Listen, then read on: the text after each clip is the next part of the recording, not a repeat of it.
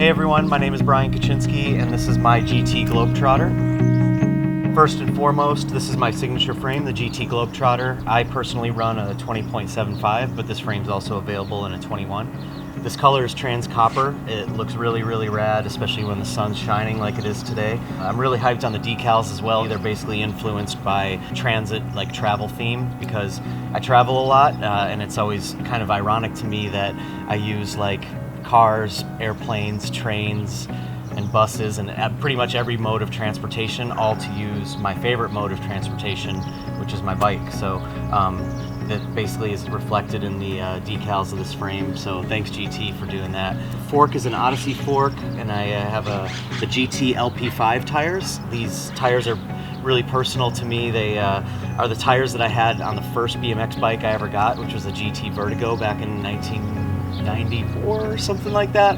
Sorry, I'm old. But the LP5 tires are basically a revised version of those tires. They have the quick release sidewall, so that's good for grinding. They won't rub on the side of rails and ledges. I of course have plastic hub guards. I have steel pegs. I do rotate my pegs in and out. Sometimes I use plastic, sometimes steel. Just use the right tool for the right job is my motto for that. I have a pair of GT 4-piece bars, which are really special to me because they had a pair of these at the bike shop near my house growing up when I first got into BMX, and I always wanted a pair of these handlebars and I was never able to get them. So now this many years later I have the bars, and these are an updated version of the classic 4-piece bars that GT made back in the day. These particular versions, the ones that I ride, are 9.125 rise, so just over 9 inches. They also make a pair that are smaller and a pair that are larger.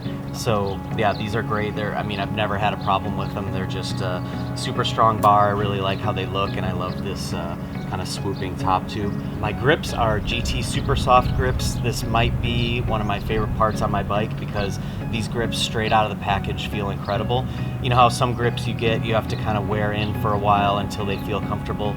These nearly right away, they are just ready to go. They do get better and better. Like I would say your second or third session, you'll notice they even get grippier, but super comfortable. Love these grips. I have Odyssey bar ends. I have my GT signature stem, which is the GT elevated stem. It's basically a top load stem that's, the name elevated is inspired by the elevated train system in Chicago where I live. But yeah, it's just a really strong, straightforward top load stem. It's cut out in the right places just to save you a few ounces here or there. Moving to the middle of the bike, I have some GT prototype cranks. Can't really say too much about them, but they're extremely strong, and they're 165 millimeter, which I'm really, really hyped on. I think that's the size for me that I've been into lately. I think just shorter cranks, make your bike feel a little bit better. Moving down to the sprocket, it's a GT prototype guard sprocket, 25 tooth, and I'm gonna bash around on this thing for the coming months and see how it does, and if it passes my test along with the other GT riders, we might end up making this one, so we'll see. I have GT logo pedals. They're basically a plastic pedal that's nice and flat on top, which I like because when pedals are too kind of concave, I always think that feels weird on my foot. I like the flatter top in case I need to rotate my foot or something like that while I'm riding. I just feel like it's more comfortable. These also have a little bit more grip on the side here. You'll see kind of like it looks like a plastic grip tape embossed in there. So yeah, it's not really grip tape, but it's that same texture. So that's really cool. My signature seat, again, really personal to me. It has the GT subway map embossed. It's also like the perfect size. I think it's great because it has the grippy material, which is nice for bar spins. The material is also really strong, which helps a lot too because I crash once in a while.